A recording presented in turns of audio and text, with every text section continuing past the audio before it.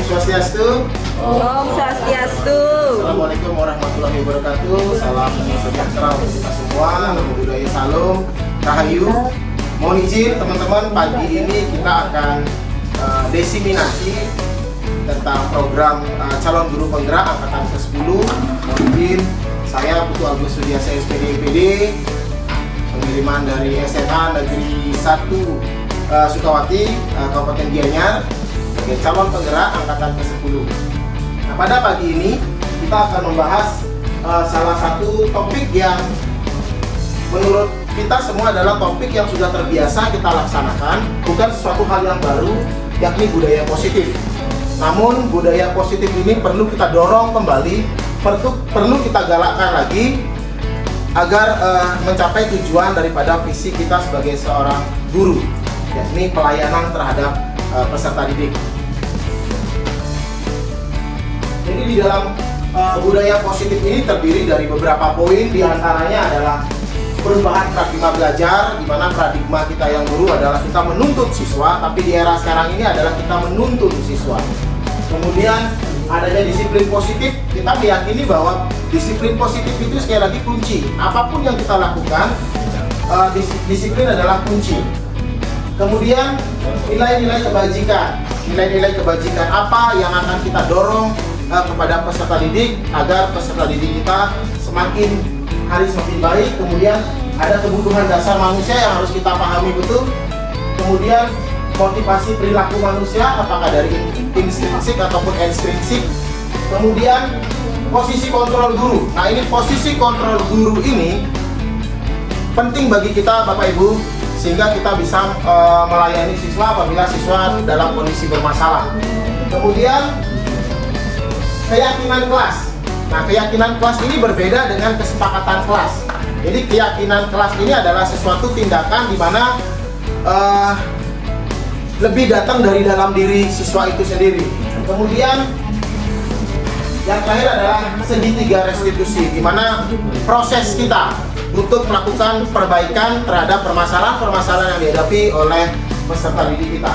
Baik, kita akan mulai dari hal yang pertama, yakni perubahan paradigma belajar. Di mana pembelajaran dengan paradigma baru ini penting Bapak Ibu. Di calon guru penggerak, teman-teman apabila nanti ada di calon guru penggerak, di awal modul 1.1 itu sudah sangat kita diberikan pemahaman terhadap paradigma pembelajaran dari Ki Hajar Dewantara.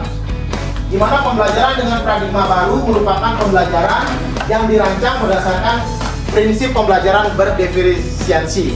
Kemudian sehingga para peserta didik belajar sesuai dengan kebutuhannya berdasarkan tahap perkembangan sesuai teori psikologi modern untuk mewujudkan profil pelajar Pancasila. Jadi berdiferensiasi itu sudah yang terapkan di kelas 10, di mana dalam pembelajaran PJOK dengan materi nafsa itu anak-anak bebas untuk mengumpulkan tugasnya.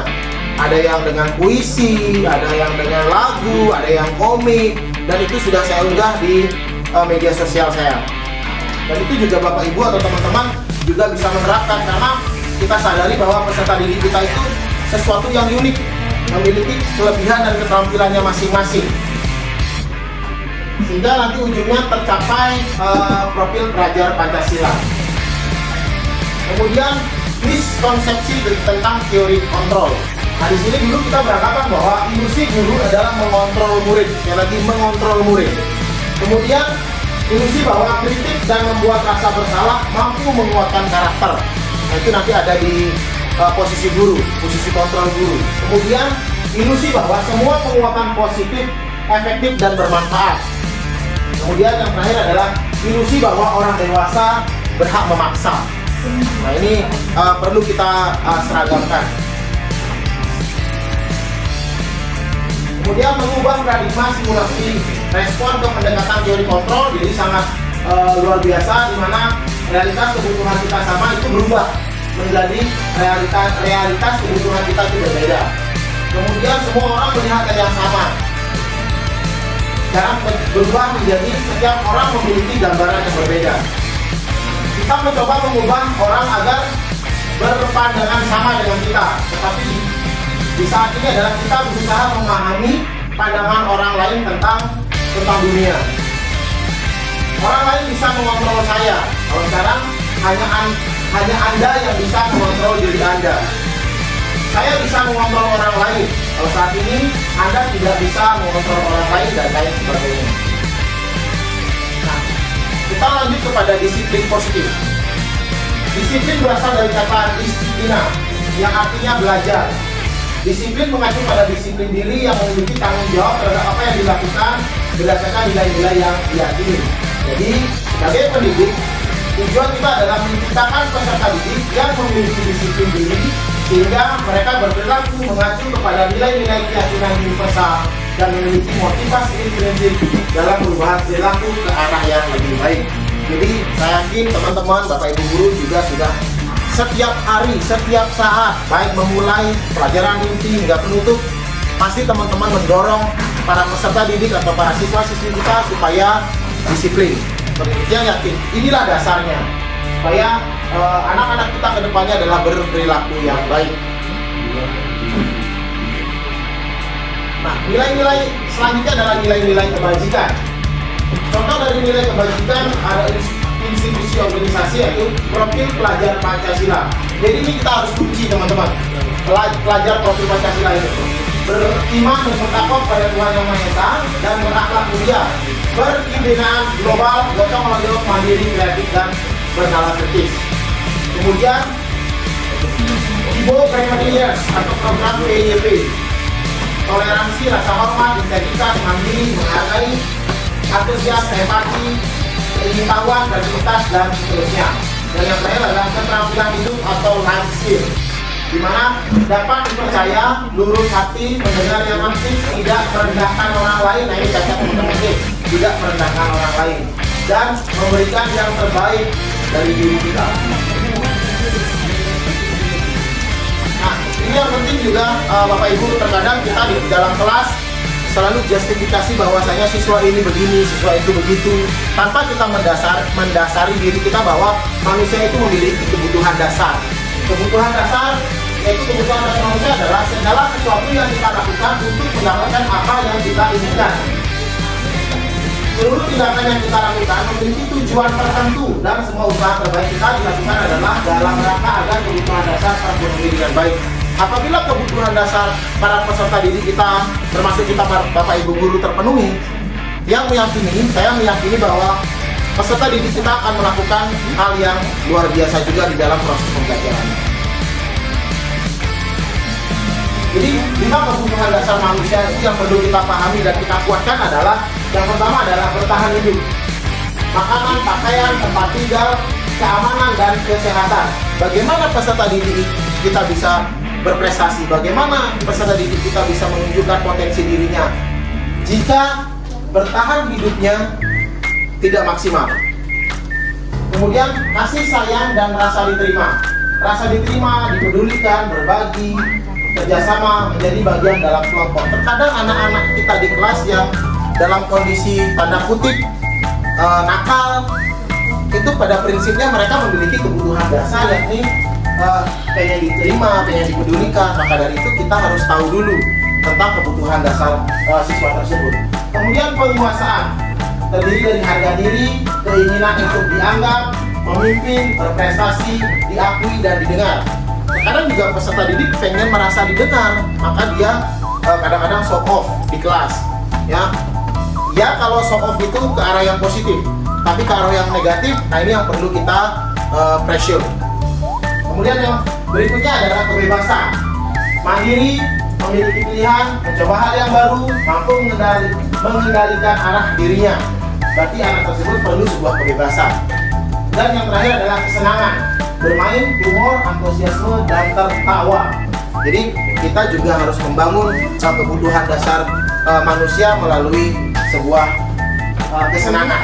Nah, ini adalah 5 kebutuhan dasar manusia yang semestinya dipenuhi oleh peserta didik dan kita sebagai Bapak Ibu guru.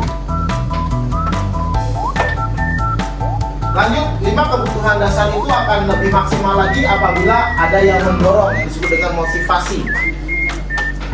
Dimana motivasi itu kita dorong memang terlahir dari dirinya sendiri atau muncul dari dirinya sendiri. Dimana ada untuk menghindari ketidaknyamanan atau hukuman, kemudian untuk mendapatkan imbalan atau penghargaan diri orang lain, dan untuk menjadi orang yang mereka inginkan dan menghargai diri, serta nilai-nilai yang mereka percaya.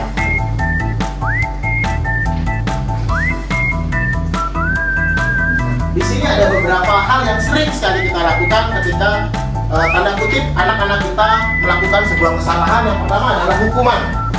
Nah, ini selalu sering kita sampaikan di kelas. Jadi hukuman itu adalah tidak terencana dan tiba-tiba. Murid tidak tahu apa yang akan terjadi atau tidak dilibatkan. Bersifat satu arah dan berupa hukuman fisik atau psikis. Sehingga konsekuensi yang terjadi dari hal itu adalah harus terencana, disepakati. Murid tetap dibuat tidak nyaman. Sikap guru selalu memonitor murid. Nah, sedangkan restitusinya adalah proses menciptakan kondisi bagi murid untuk memperbaiki kesalahan dan proses kolaborasi yang mengajarkan murid untuk mencari solusinya sendiri.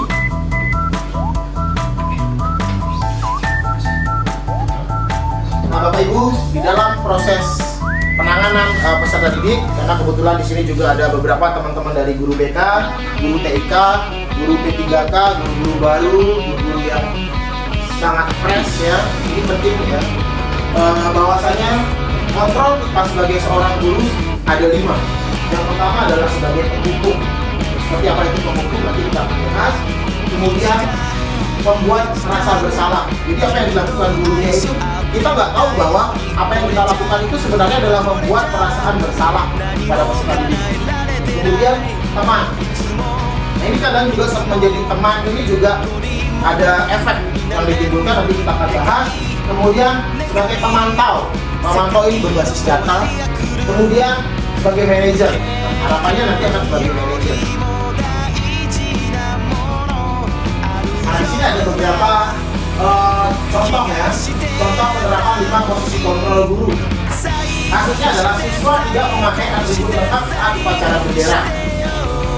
Mungkin ini kalau teman-teman teringat opening film Dilan ya, dimana Dilan saat upacara bendera itu dimarahi sama gurunya sehingga berantem. Nanti kita akan bahas itu. Dimana hukumannya hormat pada bendera selama 1 jam. Ini hukum kontrol status sebagai penghukum. Kemudian berapa kali Bapak harus memberitahu kamu selalu saja mengecewakan Bapak. Ini kata-kata yang tanpa kita sadari kita juga sering mengucapkannya ya, sehingga apa yang terjadi, siswa itu merasa bersalah ya, siswa itu merasa bersalah akan apa yang dia lakukan.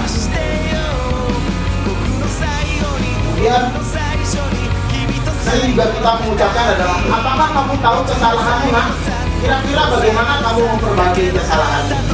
Nah, inilah yang kita harapkan keluar dari kita. Jadi jawaban itu memang jawaban asli, jawaban real daripada anak-anak kita sendiri. Dan yang jangan kita selalu melakukan restitusi.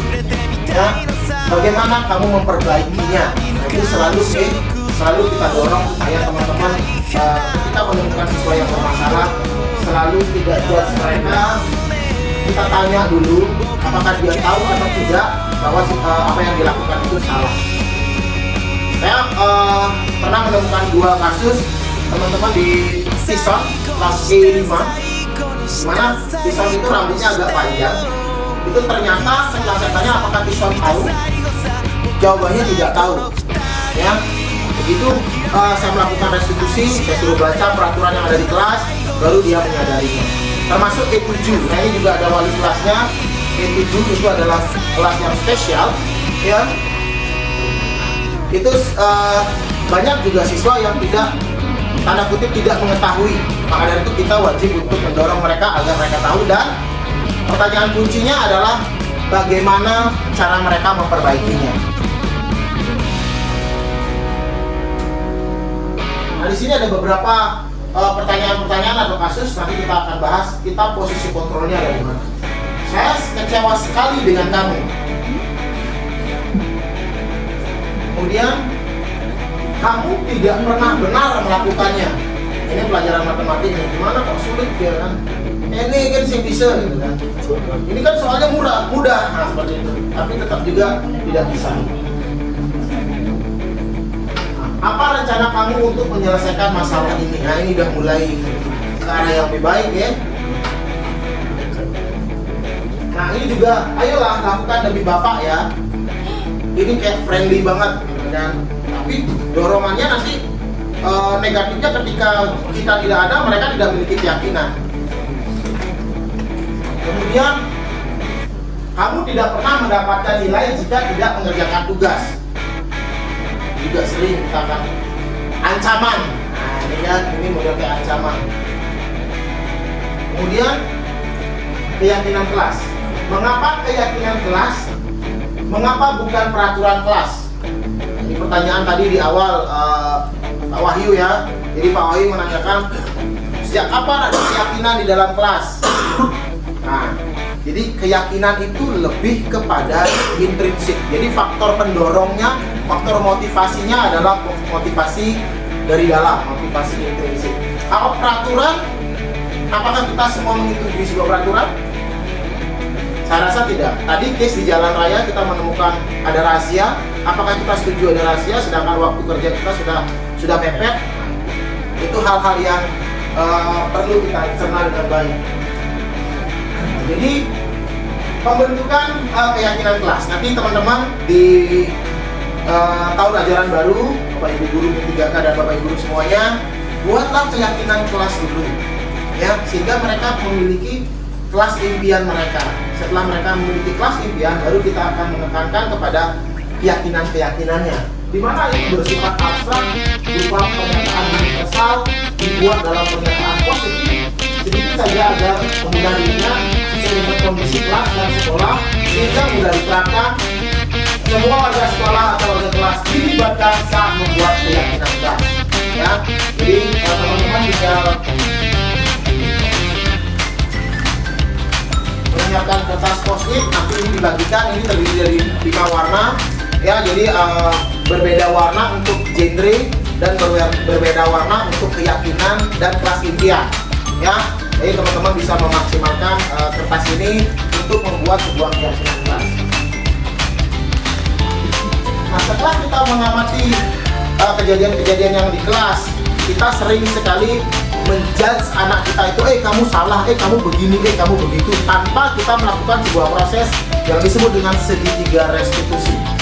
Jadi segitiga restitusi itu adalah suatu proses dialog yang dijalankan oleh guru agar dapat menghasilkan murid yang mandiri dan bertanggung jawab. Ini ilmunya guru BK. Karena kebetulan saya ada di kesiswaan, jadi sering juga menangani siswa bermasalah dan bekerja sama dengan teman-teman di guru BK yang luar biasa.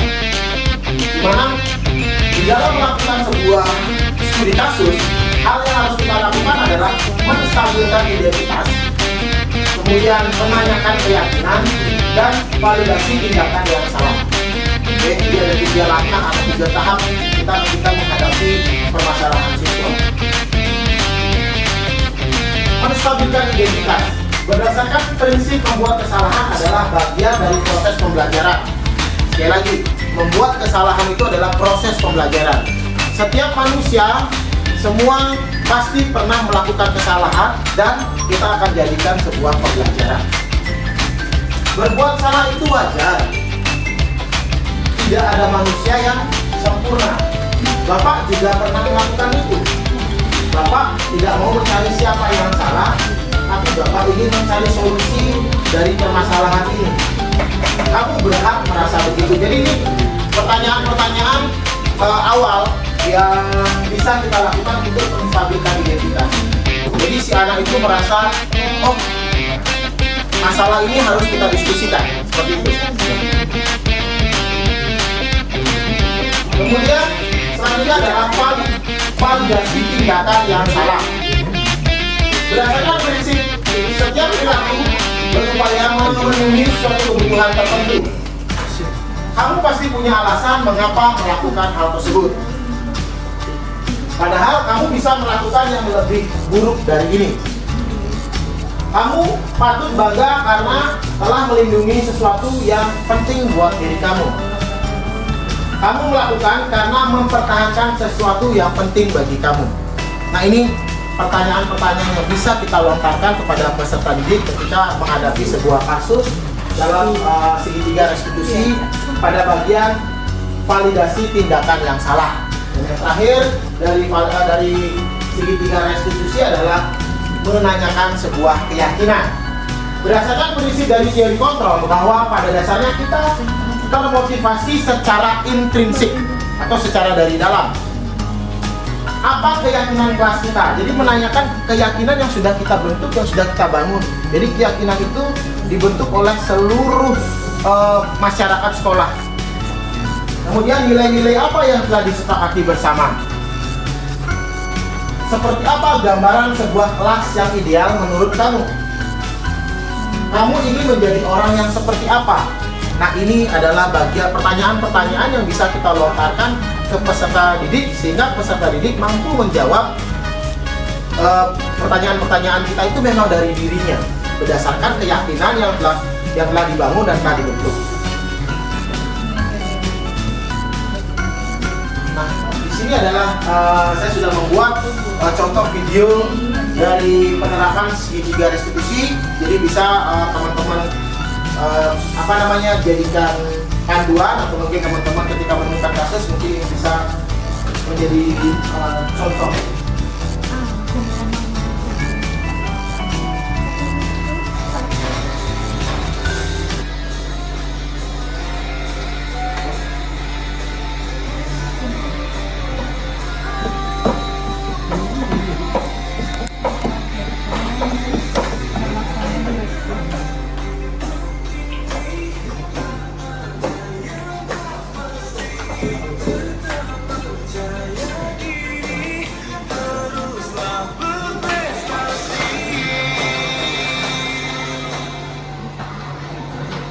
Satria, kamu ngapain sana?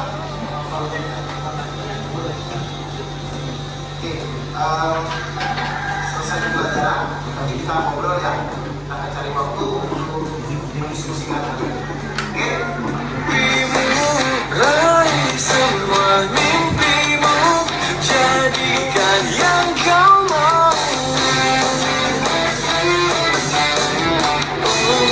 Jadikan bintang semakin bersinar, tunjukkan dirimu, jadi bintang masa depan. Sosiaste,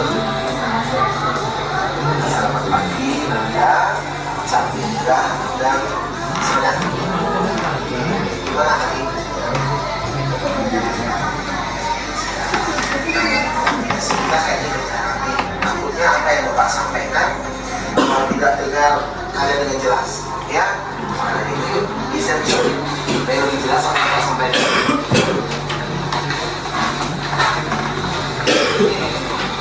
Relax saja ya. Jadi ini komunikasi yang Bapak cuma melanjutkan dari apa yang Bapak sampaikan tadi, ya. Bapak tadi melihat anak-anak di depan kelas kayaknya baru datang ya. Cuma Bapak melihat anak-anak masih membawa sisa makanan dan botol air minuman itu pasti kemasan pabrik. Menurut Ibu gitu.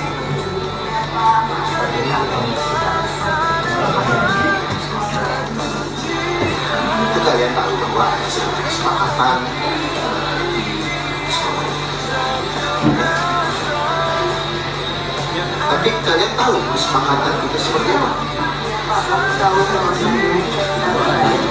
Kita harus mengembalikan sampah dari belajar itu kembali ke tempat di mana kita belajar.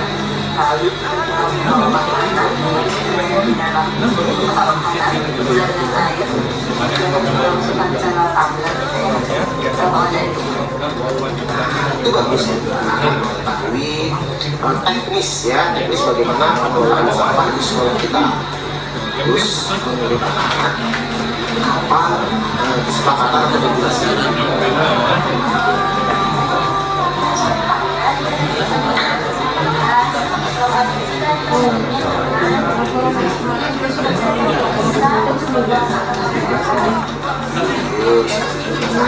Setelah kalian mengetahui manfaat dari peraturan tersebut, kenapa kalian masih menolak perubahan?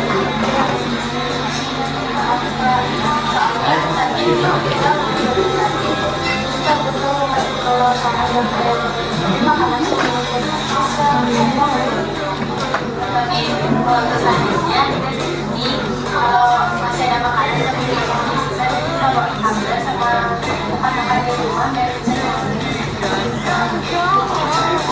Kalian ya sudah mengetahui regulasinya, kalian sudah mengetahui apa yang kalian buat, dan Bapak yakin kalian pasti bisa memperbaikinya karena kalian berada di sekolah ini. Ya, dan kalian tidak akan apa yang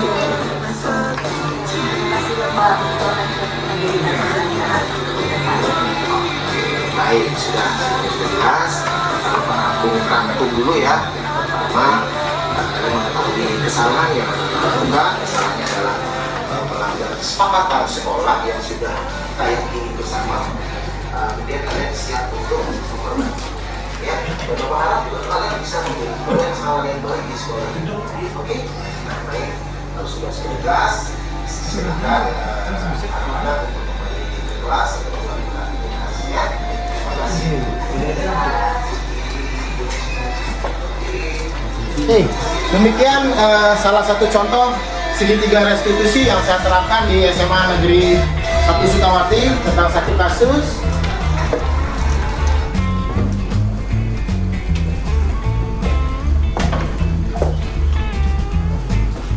Oke, jadi dengan kita mempelajari budaya-budaya positif yang ada di proses pembelajaran, harapannya bahwasanya dalam penerapan program disiplin positif, hendaknya guru memiliki standar kepribadian, profesional, dan sosial yang baik, di mana guru mampu merefleksi dirinya dalam posisi kontrol saat ini.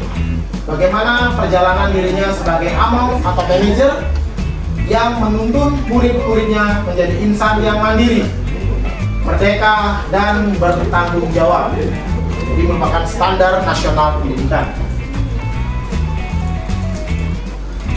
Akhir kata, saya aturkan Om Santi Santi Om. Wassalamualaikum warahmatullahi wabarakatuh. Salam sejahtera untuk kita semua. Namo Buddhaya Salam Rahayu.